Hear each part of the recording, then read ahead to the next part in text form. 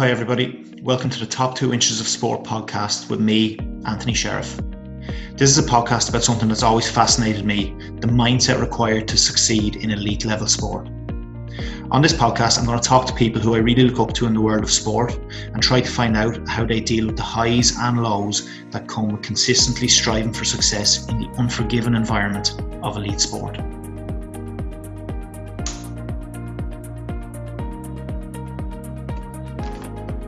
Today's episode is definitely not one to be missed for anybody interested in the mentality required to achieve success in any field.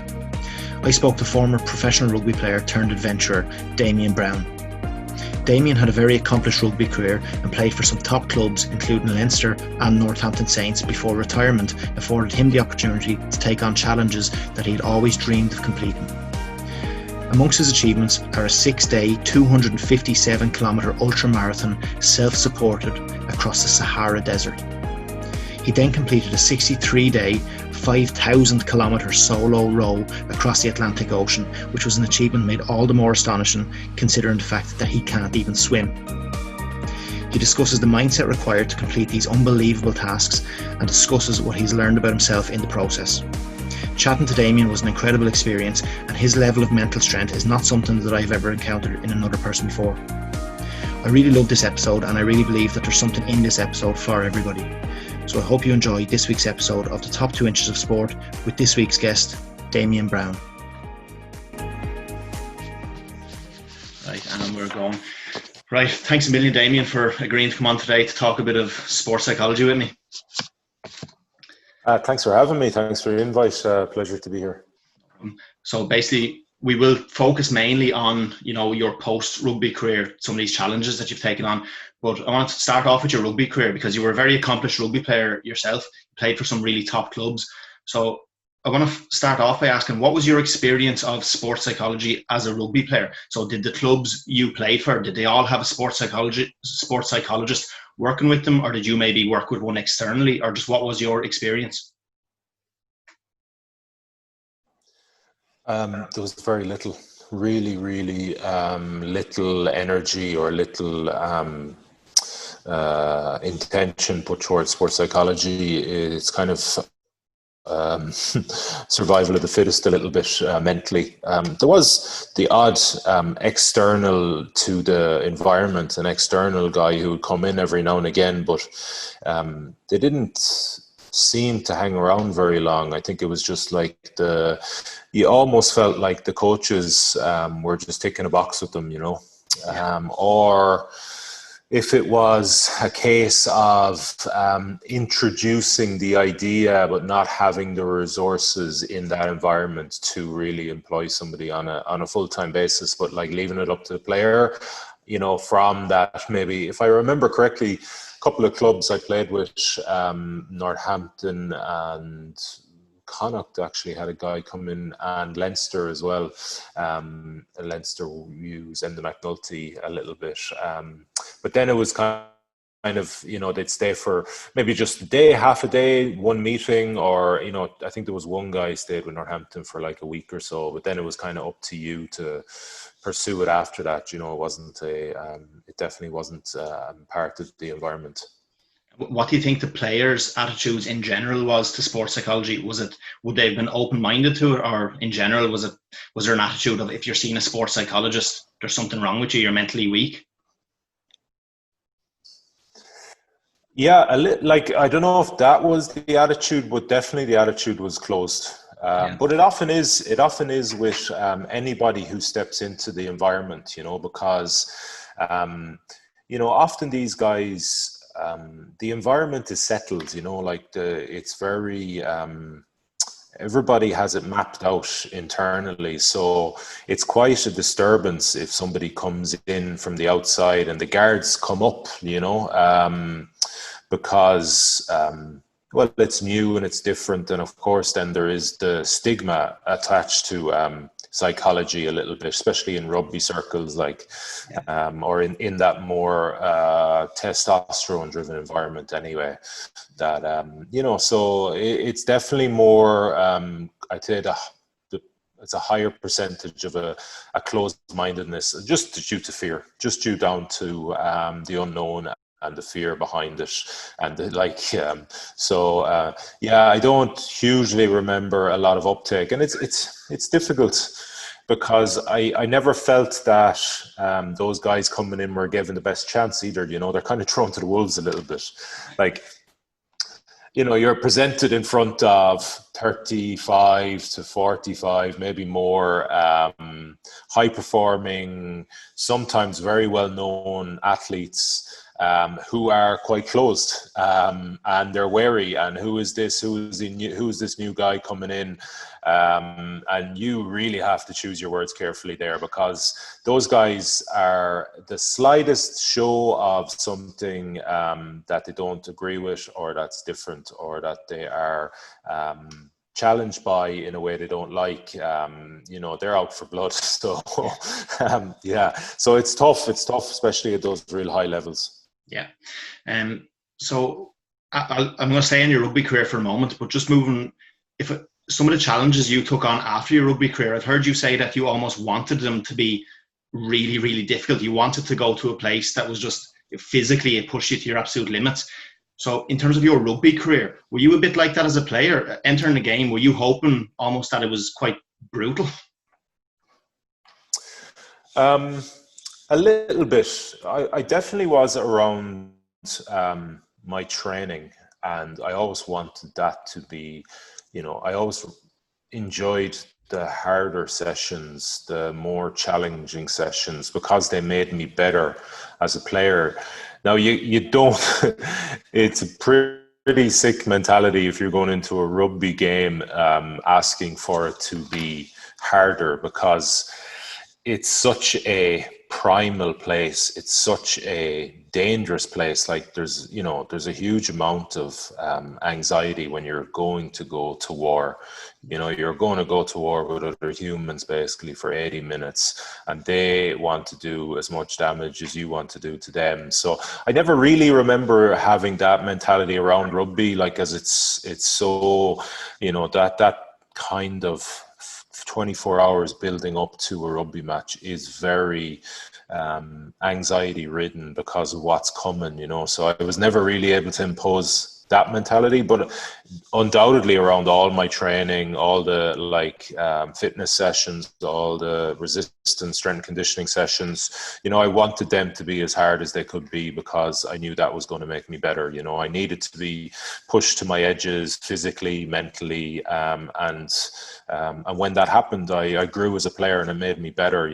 So I always hoped that they would touch on that, and I was constantly disappointed when they didn't. I had some clubs where they mollycoddled players, and that used to do my absolute nutting, because that's not how you improve. You don't improve in that comfort zone. You don't improve by being looked after. You need to be pushed to your edges. You need to be stressed. You need to be challenged, and it's at the grindstone there. That's where you're forged, particularly mentally. Yeah, absolutely. Yeah. In terms of mentally, then you had to retire at 35. How were you in terms of dealing with retirement? Was there tough days after it, or did you just throw yourself straight into the other challenges? So I had a plan, and it was a plan I was incredibly excited by and passionate about, or a rough plan or a rough idea of what I wanted to do. I knew I wanted to, from the rugby environment as possible. I knew I wanted to travel. I knew I had certain expeditions and challenges and adventures that I wanted to undertake I kind of gave myself 5 years to do that, Yeah. So I was really well set up that way, and because I'd had 16 years playing rugby, I had kind of shedded the layers around that you would wrap yourself in as a younger rugby player, in being the label of a rugby player, professional rugby player, that protective label. So I had lived through that, and I had evolved through that, and I understood that I was much more than that. I was Damian Browne. I knew who I was, basically just because of the time I had spent in those environments, and I had seen them for what they were. I'd literally had given me a reference, not just to life, but also, internally to what was important to me. So I wasn't really hung up on that, and I was very excited to close the chapter on that and move on. No, that's not to say that there wasn't tough times at the same time, because you are leaving behind something that has so much meaning and so much purpose to you, and something you've done since you, like in my case, I was in 18, 19 when I turned professional, and I was 35. So your whole adult life. So there's a comfort there around that, and there's a protection of the environment, and all of a sudden you're very exposed. And what do we do when we're exposed? We try to seek safety. And there was times where I saw my mind inching back towards rugby. It was like, oh, well, maybe, because you see a lot of rugby players, they'll hang around rugby in some way or other once they get out. And listen, there's nothing wrong with that, but I knew that wasn't for me. So I was very much, something told me I needed a complete break. I needed to get away and refresh. So seeing that was quite like witnessing my mind do that and inch back towards the comfort was almost like a flag for me to be, aware of what this meant. Like, that I felt uncomfortable, I felt exposed, and I was just seeking what I knew, where I would be unexposed, where I wouldn't be uncomfortable. And there was days like that. It was just really important that I was at a level with myself that I was able to see that and witness that and be aware of it and frame it, or place it. Yeah, cool. And so as a professional athlete, no matter what sport you're in, it's all very, very structured. Your routine is regimented. There's an awful lot of working towards goals. That pretty much is your life. So do you think when you kind of threw yourself into the challenges then, do you almost have that addiction, and I mean that in a good way, of just structure and goals, basically? Yeah, no, undoubtedly. I mean, I'm very driven to achieve certain things that are important to me. So they would be my goals, or they would be my aspirations. And, even when I think about that period, that transitionary period, I actually had 1 year goals, 5 year goals, lifetime goals. And these were like, broad around not just sport, but around life, and had different, family, income, challenge, service, whatever they may be. There was a list. So I went back to those and read those lists, and I made a new kind of goal list that was entitled "Before I Am 40, I Will." So I was 35 at this stage, and I had, so I gave myself 5 years, and I had 6 or 7 endings to those sentences, and those were things that I wanted to achieve in that 5 years, so they became my goals. And then all my actions then stemmed, and still do, to be honest, because I didn't get them all done, but still do stem towards achieving them. Very good, yeah. So one of the challenges then I want to talk about is this ultra marathon. So it was a 6-day, 257 kilometer ultra marathon in the Sahara Desert. So, I mean, what fascinates me most about that is the actual time, not so much the physical strain of it, which is still very impressive, but it's just, I always feel anyone can put themselves in the mindset to complete a very strenuous task for maybe 6 minutes, but 6 days. I mean, the fact that goes on for 6 days, when you're completing that, you must at times be looking into the deepest, darkest parts of your soul there. There must be some negative conversations going on internally, is there, at some stage throughout that? Yeah, and again, I mean, you kind of want them in a sick way, because it's not a there isn't doubt, there isn't some form of negative chatter, there isn't confusion, there isn't chaos. Now I'm talking internally here, that. That's kind of what I want, I'm in a very sick way.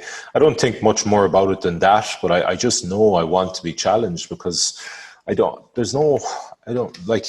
great and all that, achieving these things, but I want to grow from them, I want to learn from them. I want insights from them. I want the challenge to expose areas of me that I can change, for the better, to make me a better person, to grow.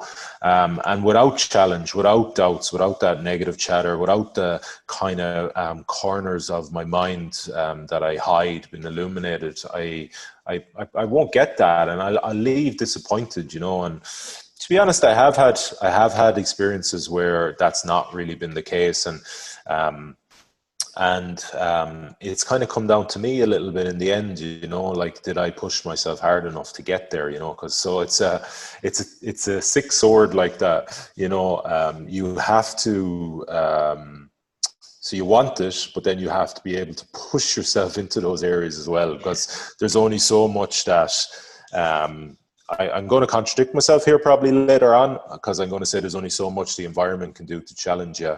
But the Atlantic Ocean definitely didn't need me to ask for any more than it gave me, if you get me. But with the Sahara, the truth is that there's people achieving that really haven't pushed majorly hard to do it, or what I would deem a major push to do it, because like there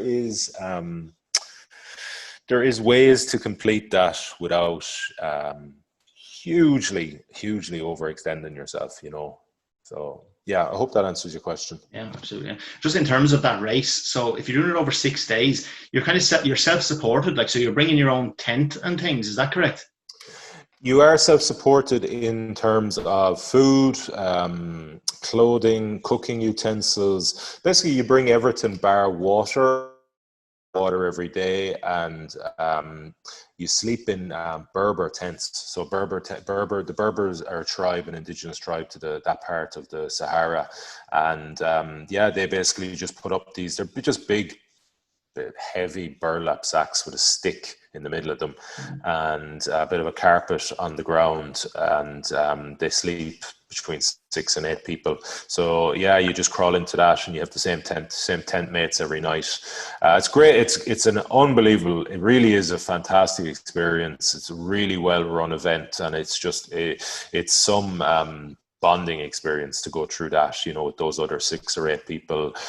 They normally keep people from the same country in the same tents. So like we had 6 people in our tent, and that Irish self-deprecating humor was, just what was needed when you come in after 40 kilometers through dunes and 47-degree heat or whatever it was. Yeah. And I was looking at some of the challenges you have completed, and one thing that kind of stood out to me, and this might be a stupid question, but I'll ask it anyway. So if you look at when you're going through the Sahara, I can imagine that there's tough times where it gets so tough. Really, you're probably the best thing to do is just focus on your breathing. And then there's also times you've climbed the highest mountains in the world with altitude and things like that. So again, I think in that moment, probably all you can really do is focus on your breathing, because that's all you can do. So again, this might be a stupid question, but is there almost like a meditation to what you're doing at times? Is it almost like a brutal meditation? Yeah. You're bang on. In particular on mountains, more than anything, because of the oxygen deprivation, so the higher you go, the less oxygen there is. So your focus and your breathing your focus on the process of breathing is like it just brings you to an altered state. So it's quite a meditative state. Like I remember I was reading my journal there from Denali recently, and there was a part that I kind of forgotten about on the summit day, that I was so in tune with what was happening. I could literally feel, or what I wrote in my journal anyway, was that I could literally passing each vertebrae as I inhaled, and then exhaling out my nose and down. It was just like this slow rhythmic kind of process of the breathing process. And I just remember being in it for hours and hours and hours, and I was so concentrated on it that it was almost like I was able to feel it, or I was part of it, because I wasn't really concentrating. I was just in such a place with it, and that happens on mountains in particular, because you are so particularly me, because of my size, I'm so desperate to be efficient in how I breathe, because I don't want to use energy is at such a premium up there. I don't want to extend overly in anything, in the way I move, in the way I breathe, in the way I think. So I want to be as efficient with everything. So you really have to focus on your breathing and be really in control of it. And I say in control, controlling it in a panic state, because it is hyperventilating, because it's just sucking in air. So even though in that state, you just have to control it, just think about it like a quarter of an inch or an eighth of an inch. You just have to be able to control it that little bit more and bring your awareness to it and concentrate on it. And that could be the difference between you summiting or not, doing that, whatever, 100,000 times on a summit day, or how many times, I don't know how many times you breathe in, but, and you go into these kind of, like I said, altered states. That's really interesting, yeah. In terms of the Atlantic trip you went on then, I don't even know where to start on this because I can't relate to this at all. So you go 5,000 kilometers across the Atlantic, you row 5,000 kilometers, and it takes you 63 days. How much, first of all, physically, how much preparation goes into that? I mean, that must be at least a year's prep, is it? That was about 19 months, 588 days is the number. I remember when I committed to it, I sat down and it was 588 days before the start, yeah. Right. And so when you actually reach, say, race day or the night before and the morning of it, if you've dedicated that many days, that many months of your life to it, what's the emotions just before you're setting off? Are you very nervous? Are you almost emotional because you've worked for nearly 2 years of your life for this moment? What are the emotions there? It's incredible. So that is one of the, I think, unseen things of committing to these adventures, is actually starting is nearly as good, if not better, than finishing, because you've put every cell of your body into making this happen. And there's been, numerous setbacks and numerous stresses and doubts, and I wasn't even sure if I was going to even when I was there at the start line in La Gomera, I wasn't even sure, because there's still some tests, compliance tests with the boat and the equipment. Even a week beforehand, you're still not sure if you're going to be let on the ocean to have a go at this thing that you've prepared, like I said, 19 months every day, basically thinking about it or something to do with it. So when you're finally let go, it's just this euphoric. I mean, it's just my parents were there, so that was very emotional. There was Irish people there on holidays. There's a couple of people I'm from Galway, so, who I got to know. One of them had put me up in her apartment for a couple of nights. They were there, the tricolours flying. I mean, it's really, really an incredible experience, and then you have all the adrenaline pumping through you, like you're ready to go, you're pumped, it's time to perform, it's whatever game day, blah, blah, blah. So, you're amped for that as well. So it's just like this explosion of positive emotion. What I will say actually is just something that I remembered there. So that race was actually put off 2 days, the start of it, the start of the Atlantic Row, it was a race, and I was, but 2 days before that, or 3 days before that, the day before it was actually meant to start, I just remember walking around and I just couldn't get my mind to focus or concentrate or be present or be still. I never experienced anything like it. I was just in this state of like, it was like my mind was just hopping from one thing to the other, to the other, to the other. I just couldn't get it. Like, it was like a jackrabbit. I just couldn't get it to settle on anything. And I couldn't, if I was sitting down for lunch with somebody else, couldn't have a conversation with me because I was so, I don't know, nervous is not the right word, apprehensive, all of those things about what was coming. Like, I was going out into the unknown. I had no fucking idea what was ahead of me, to be honest with you. None of us really did. Unless you've been out there, you don't know what's coming. Like, so, that unknown was just doing really strange things to me that I'd never experienced and still haven't to this day. It was mad.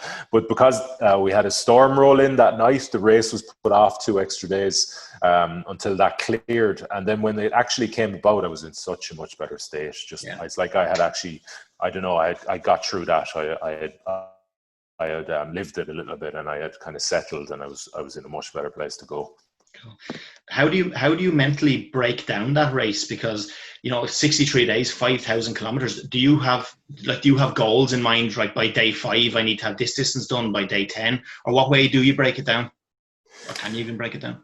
You can, yeah. Like, I didn't have anything really.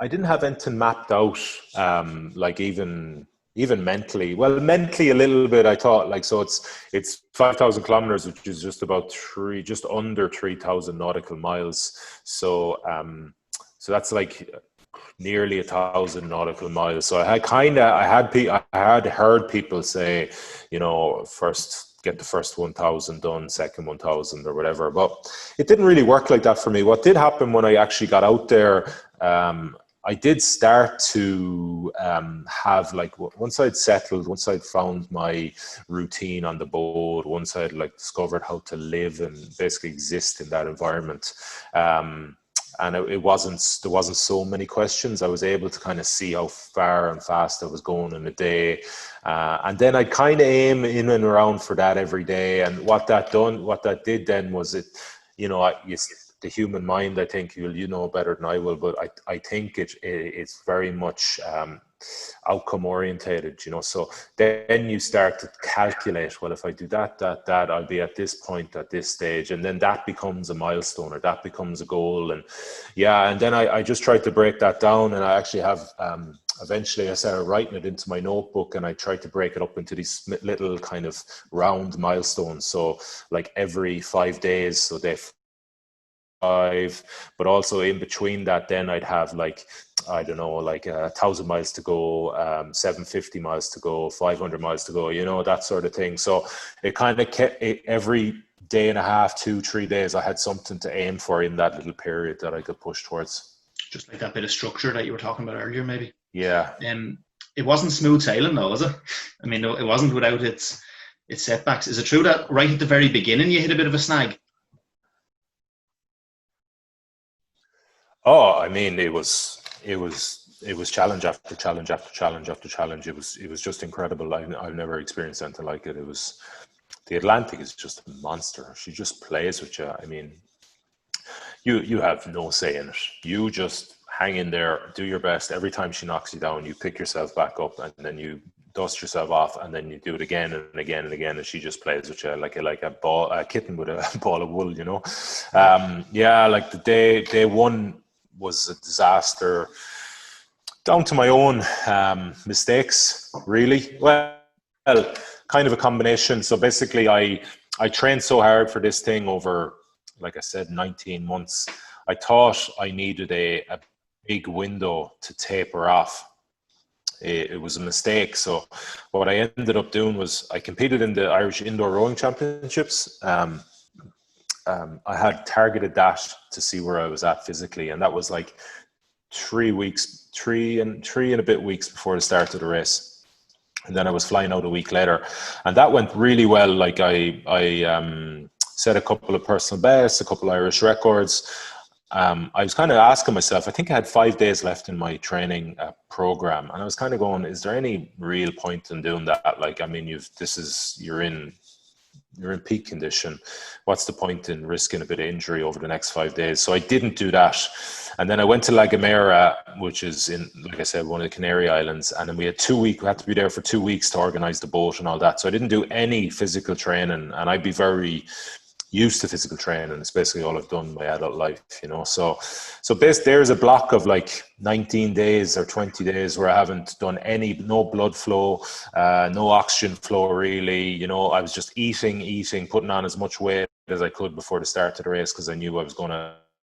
Then the race got put back 2 days. So it actually ended up in 23 days before I'd done any exercise of any, you know, and that was the start. That was that emotional thing I talked about, that like euphoric buzz, the adrenaline. So I tore out of the blocks. I was the last boat to leave. So there's 24 boats left before me. So I was the very last one. And I had like aspirations to win this race. Like, so I was delusional, but that's beside the point. So I put the hammer down, like, because, you know, I felt like this is my strength. I can row faster than anyone in this fleet by a country mile. So I'm going to tear through them all. I'm going to catch all the 2s. I'm going to catch all the 3s. I'm going to catch the 4s. I'm going to win this fucking thing. Boom. My body just shut down 6 hours in. Like, it was like, nah, not having any of this. I haven't moved. You've just fed me tapas and paella for 20 days. and it just like everything went wrong. Like, so first thing, like I'd softened mentally and physically. I just softened in that period, and like my heels blistered, my hands, all the calluses tore off. I got seasick. Seasickness hit me pretty hard for about 12 hours. All my lower limbs went into some weird, it wasn't cramping, it was something different. Like it was, it was cramping, but both muscle groups, so the antagonist and was cramping on the other side. So like hammies and quads at the same time. So you can't stretch one without contracting the other. It was just mental. I couldn't understand what was happening. Like this is my rock. This is the thing I've relied on, right, for whatever, 20 years or in a professional capacity. And now in my most important time, it's letting me down. And just like, so that kind of rocked me, like on a fundamental level, you know, mentally. I was like, what the fuck is happening? I had no answer to the questions. And then the wind and the currents changed, and they started to, they came into the front of the boat, the bow, you know, and they started to blow us backwards. So now I just didn't know my arse from my elbow. I was like properly shook mentally. So I got blown back a mile, decided to take a bit of rest, slept for 45 minutes, and got blown back a mile during that. Up, made a plan to make up that mile, and then look at putting out a thing called a power anchor, which is it's like a parachute anchor you use when the sea depth is too great for a normal anchor. So it sits out the front of the boat and it holds like 2 tons of water, and it stops you getting blown backwards. So I said I'll catch up that little period that I lost, and then put that out, settle, try and regather some mental and physical composure, and then it'll be morning of day 2, and then hopefully things will be a bit better, and you know, just hunker down and see what happens. So I did that, went to bed at like midnight, safe in the knowledge that I'll wake up now in 5 hours and I'll still be in the same spot and I can move on from there. And I woke up and I looked at the GPS and I'd been blown back 1.5 miles. I was all over the shop. I mean, that's the darkest place. I remember I was out on the deck and I was pulling in the power anchor. It was 5 o'clock in the morning, like every 4th or 5th wave's coming over the top of the boat and that's the darkest place I've ever been in my life. I had no clue what was going wrong. I was just really negative, feeling self-loathing, self-pity, just looking for external excuses. It was horrendous. You know, I even saw the word quit at one point, what I remember saying to myself was, you don't have the capacity. If this continues for another 2 or 3 days, you don't have the capacity, or I'm not sure you have the capacity to get through this. But our old friend self-awareness kicked in, and I became aware of my state, you know. So you're this chatter like is not recognizable, or you're not aware of it, you know. So once you do become aware of it, it's down to time to change it, you know. And how do you do that? Well, you focus on your concentration on something you could control. So I remember sitting down on I remember my self-awareness popping, just flagging my state. Sat down on my little rowing seat and I asked myself 3 questions, and I was like, so what are you here to do? Just to get some shape on what I was, you know, just to get back into a controlled headspace. What are you here to do? Well, row the Atlantic. And how can row? I mean, and then, you know, what good is another minute or hour or day spent here feeling sorry for yourself, kind of lamenting your misfortunes and your unluckiness and your mistakes? And the answer was nothing. Like, that couldn't serve me in any way in getting to the other side of the Atlantic. So I rowed for like 14 hours of the next 15, which is unusual to row that much, you know, but I was just like, that's what I can control. I was going nowhere. I literally made 10 miles in that 15 hours. But eventually at 6 o'clock on the evening of day 2, the winds and the currents shifted, and finally this turned into my stern and started to blow me away. And my race was finally on. I got through that fucking horrendous period. It was just, I expected it to be hard. Like I wanted it to be hard. I expected to have setbacks. I was ready for it. but I was not ready for it on day one. I was not ready for that. So it really shook me, you know, and it's just thankfully I was so prepared mentally that, you know, I was ready I was able to react, and I came through it. As bad as that was on day one when you were experiencing it, like as soon as you come out of that, can you look back on that straight away though as a positive, that like, you know, that now no matter how hard things get, like if I think the way I thought then, I can get through the rest of the challenges, because there inevitably will be huge challenges along the way. But did you flip that into a positive straight away? I don't like. Good question. I don't actually remember if I did. I think it was more of a, it was more like that's done. God knows what the fuck is coming. You know, and it was more a vigilance around that, you know, and you don't have a whole lot of time out there to be too self-reflective, just because it's like survival, especially that first, sorry, in particular, I should frame that in that first 9 to 14 days, you're trying to figure out like how, like I had done all my training here in Galway Bay, but it does not prepare you in one bit for what's coming. So you're trying to figure out how to live. You're trying to figure out how to survive. I'll give you an example. So I brought my camera onto the boat, and I remember on like day 13 looking at it going, what the fuck did I bring that thing for? Like thinking I was out for a jolly on a boat and I'm just hanging on for my fingernails, you know. I didn't have a moment to do anything but just survive.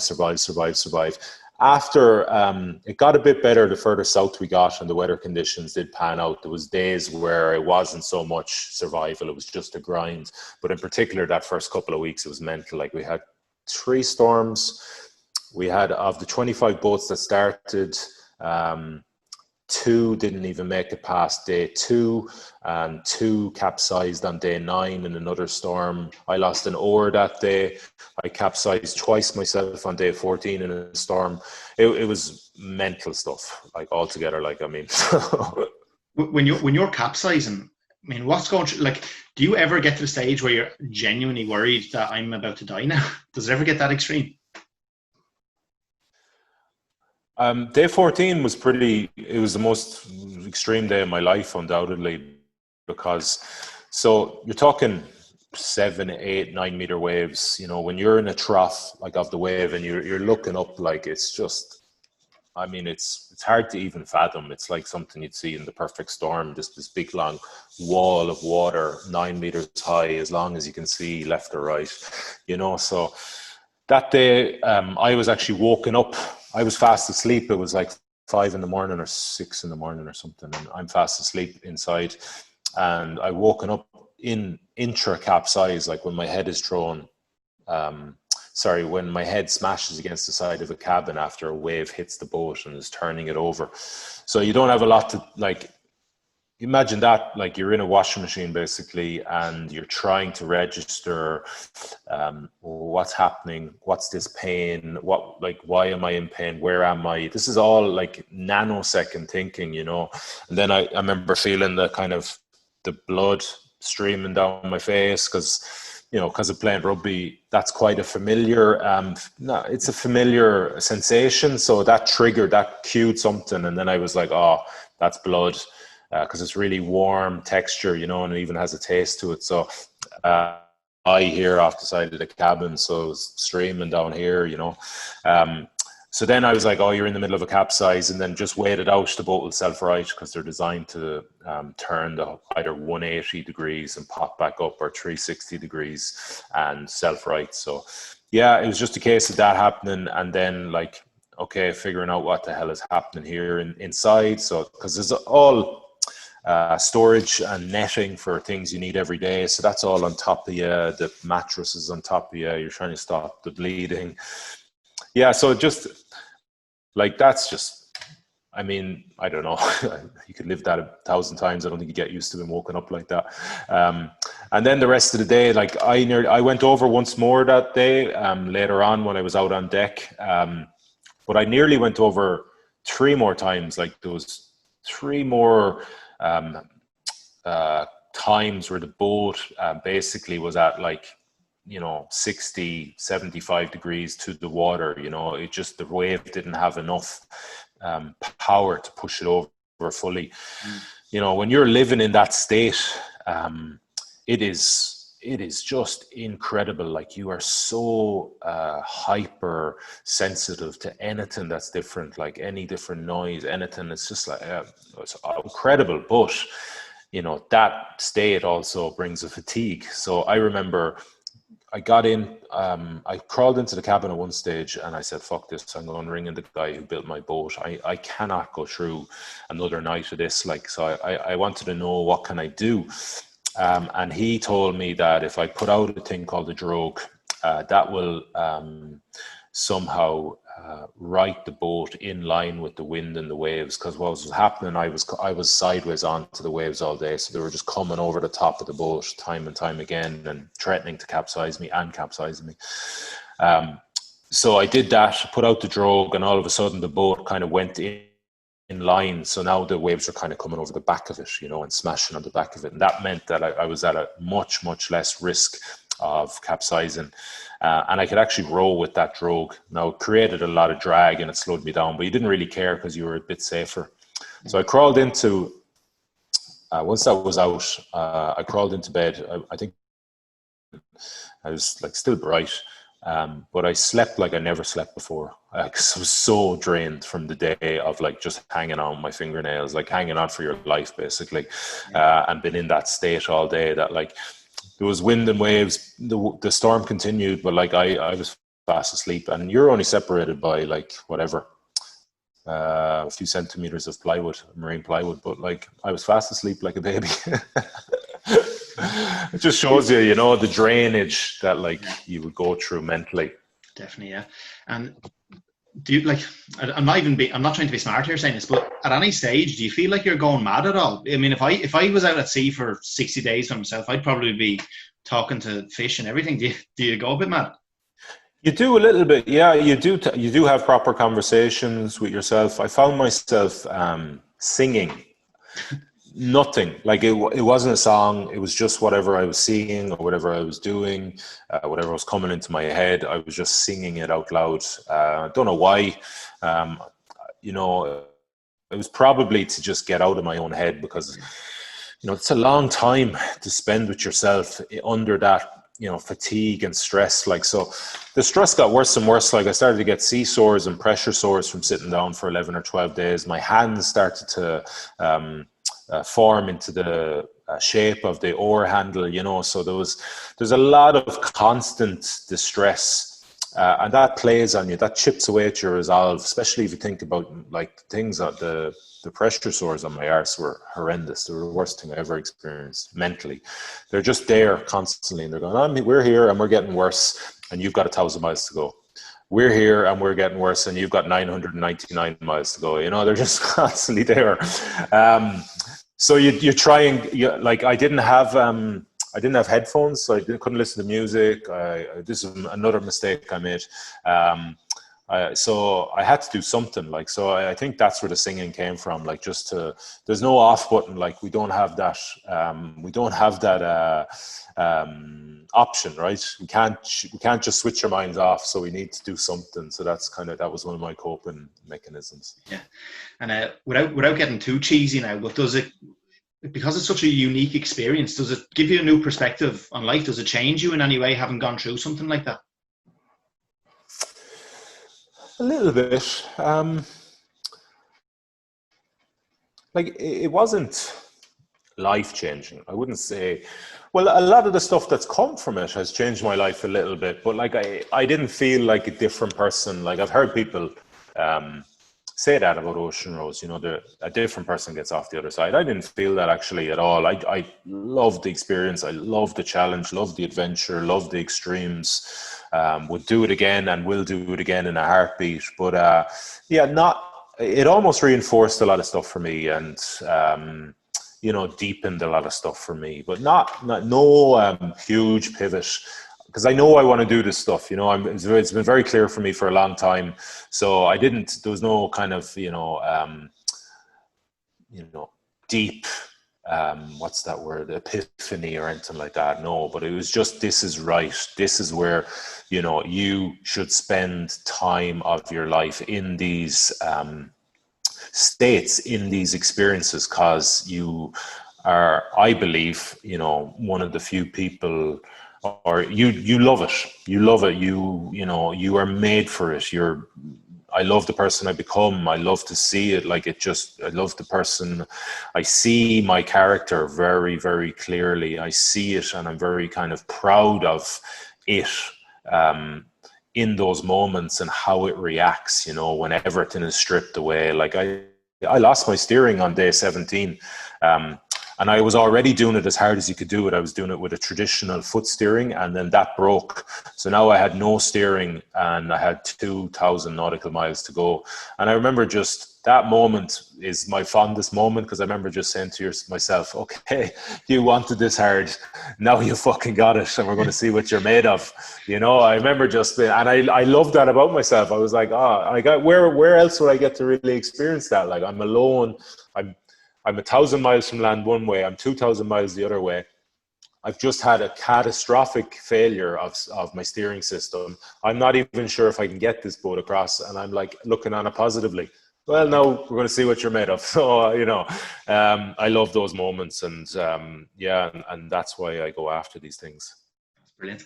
I want to talk to you about a quote that I actually heard you say. You were giving a talk, and I heard you say that life is a fight, and it can be made easier by 5 values. So, and doing these challenges kind of reinforces and strengthens these values. These values are courage, awareness, presence, honesty, and willpower.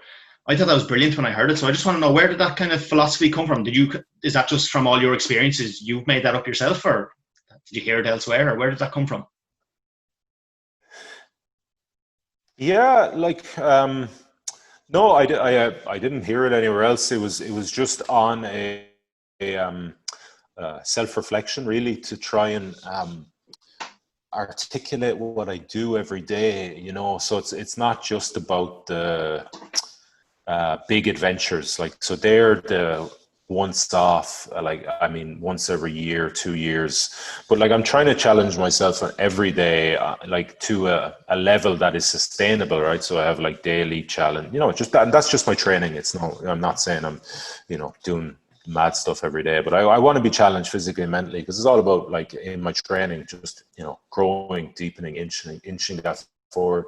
So it was just on reflection and analysis of my own actions over years. I was kind of able to put a bit of shape on the values I felt it's grown in me, and that were quite hard to see, you know, because, you know, I'm not sure people really get that, you know, that when we why we should challenge ourselves and what it's going to do to us. And, you know, there's this kind of narrative that challenge is bad or scary, or shouldn't be. You shouldn't challenge, you shouldn't push your body, but because it will do such and such, you should look for comfort or do things easy, or why would you do that? And it's actually the exact opposite. If you want your life to be easy, you should challenge yourself really, really hard.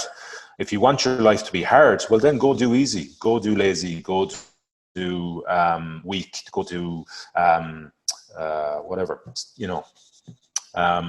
So I just wanted to try and articulate that. So it was just stemming from a little bit of self-reflection, and, you know, what I felt that my everyday training gave me, and what I felt that these big challenges, or what challenge gave me generally, when I kind of deeply reflected on my actions. And those are the 5 things that really popped up that were, you know, quite hard for people to probably recognize. Yeah, the one that really interested me was presence. Now, we did touch on that a bit earlier in terms of your breathing going up mountains.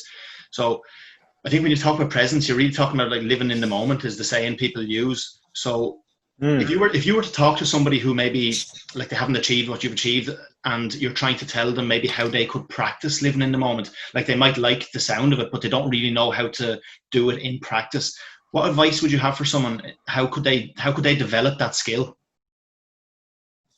Yeah, so, like, I feel I have my own method. Like, when, again, all I, like, I don't have any I don't have any formal education in this. I just have an education through my experiences and through that kind of purpose and passion and meaning, you know, that I'm trying to live and embody. So I feel like I've actually kind of come up with my own process around that, you know. So I have done a little bit of normal kind of practices for being present, like, you know, meditation.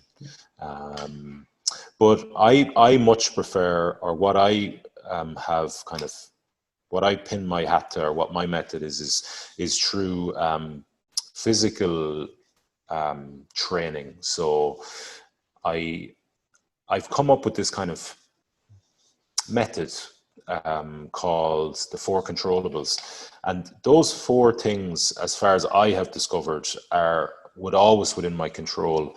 And when I am aware of my state and when I concentrate on these 4 things, it always brings me back to the present moment. Why? Because they are what I can control. So there's the first one is whatever I am doing, body position and technique. Now that can be as extreme as, you know, 6,500 meters into the sky on the side of a mountain. I'm concentrating on the smallest detail of the perfect body position for what I'm doing, that trek or that climb. And once I bring my concentration to that, a certain part of my body, you know, can be your ankle joint, could be your hip joint, could be your lower back and its position, whatever is making you as efficient as possible. You know, I'm dialed in on that concentration. I can't be anything but present. I cannot be stressed. I cannot be anxious because I'm in that concentrated state. So position and technique is number 1. The second one of 4 controllables is effort. That is always within my control. So, you know, I mentioned earlier, I compete a lot on the indoor rowers. That is a great window into effort because every stroke is measured by the machine. So it's constantly giving you this feedback. And it's incredible that when you actually bring your awareness and your concentration by like queuing up or by asking yourself the right questions to a body part that's working, be it your quad, be it your glute, be it your back that's pulling, or your grip. There's always more accessible to you when you're actually able to dial in that concentration. So you can there's always a part of you that's underworking. And that's a very scary thought. It scares the shit out of me, like, because you feel like there's nothing, you can't pull any harder. But when you bring your concentration to a specific body part and ask it for a tiny bit more, it's very important how you word that question, so you don't over pressurize yourself, because you're already pressured, right, by the state, the fatigue, the pain, or whatever. But there's always more. You can always do a little bit more, and you can always put in a little bit more effort. So effort is the second controllable. The third one is breath, that we've talked about. That is always within your control. So again, asking yourself the right questions. Again, my method's all about like inducing or self-imposing really stressful states and then practicing these 4 controllables. So breath, you know, asking yourself the right questions while you're fatigued, while you're in moments of doubt, while you're in moments of physical, mental discomfort. You know, what is my breathing doing? Can I relax it a little bit? Can I calm it a little bit?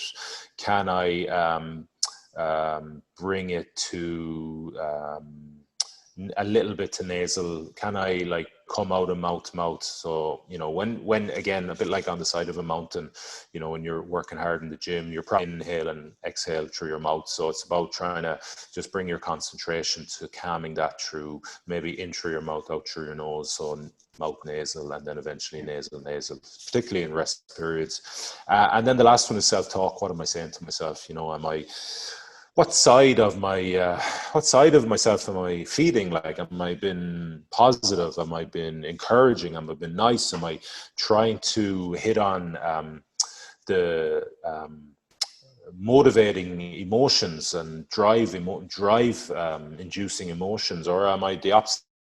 Am I been negative? Am I been doubtful? That's the choice you make, you know. As long as your awareness is there, you have a choice on what you say to yourself. So those 4 things I call the 4 controllables, and I actually, you know, the tagline I use for that is control learn to control the moment. And if you control that, you always bring yourself back to that present state. And I'm sure you know this in Buddhism, they say you cannot be stressed or you cannot be anxious if you are in a present state. Yeah, that's brilliant. You mentioned there about not having a formal education in this type of thing, but I was just like, your experiences alone, in my opinion, are probably worth more than any PhD in sports psychology. So I'm interested, have any athletes ever looked to work with you as a mental coach? I had a few lads I give kind of every now and again, especially some guys I would have played with, in Leinster. Some of the younger guys, they come to me the odd time just for a little bit of direction around that sort of stuff. It's, as we talked about at the start, it's very unexplored in rugby, or I don't know about other sports, but I do know rugby. It's really, for me, I feel it's the area that would have the biggest bang for its buck if it was introduced. There's huge scope there for improvement. And so I've had a few of the younger guys who are a little bit more, I suppose, open. And I did a few talks with a few of the teams, and afterwards they were very interested to know, particularly about the visualization side of things and affirmations as well. Cool. Right, that's been brilliant. But I finished up with two questions that I ask everyone. I'm really interested to hear your answer on this. The first one is, what athlete, past or present, it can be in any sport, do you admire most from a mentality point of view, and why? Johnny Sexton. Lucky enough to play with Johnny for 2 years at Leinster, and it all stems from there. Just seeing how he goes about how he carries himself, how he leads. His drive. I never met anyone with a will to win and a drive like his. Is absolutely admirable and very impressive. But he does it in such a. He's very emotionally intelligent. He deals with the individual very well, so he will ask something, or he will push certain guys' buttons, and he'll know when to coax other guys. Because he's a leader. He's the leader on the pitch. He's like a coach on the pitch, He knows your job better than probably you know it. So, which is impressive enough because he's running the whole thing, right? And then just knowing how to deal with guys and how to get the most out of everyone and how to talk to certain people and push other guys and whatever. And then you just go into his actual will to win and his desire and his kind of,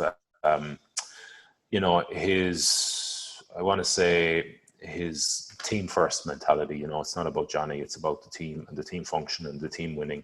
And that is, I really admire him and his mindset. Cool. Last one is, if you could go back to the first day of your career, so let's just say the day you turned professional with rugby, and if you could give that younger version of yourself one piece of advice, again from a mindset point of view, what would you say to that younger version of yourself? It's a really good question. I would say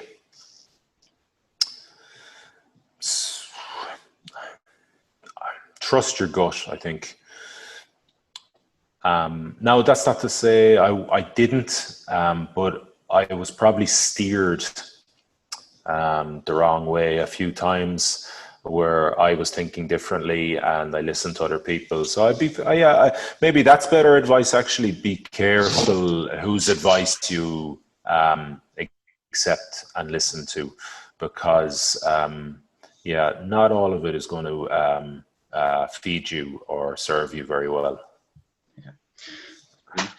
Damian, you're a very inspirational man. I'm going for a 10-mile run right now after talking to you. So thanks very, very much for taking the time. I really, really appreciate it. Yeah, no, absolute pleasure. Thanks for having me, Anthony. That was great. Enjoyed that. Thanks. Right, massive thanks this week to Damian Browne for coming on. I think he's probably the most mentally strong person I've ever spoke to in my whole life. Unbelievable story. And if you want to follow his story and follow all the new challenges he takes on, you can find out all the information there on damianbrowne.com, and there's information there about how you can help. You can donate a bit of money, help him raise some funds for taking on these new challenges as well. So it's well worth following, because as you've heard today, the challenges he takes on, they're incredible. So it's well worth following. So massive thanks, Damian. And we're on YouTube, same as always. We're on Spotify as well since last week, so you'll be able to find us there. YouTube, Spotify, Podbean. And yeah, just keep liking and sharing, and we try to grow the podcast a little bit. Thanks, everyone. It's far away I am today from scenes I roamed a boy, and long ago the hour I know I first saw Illinois. But time nor tide nor waters wide could we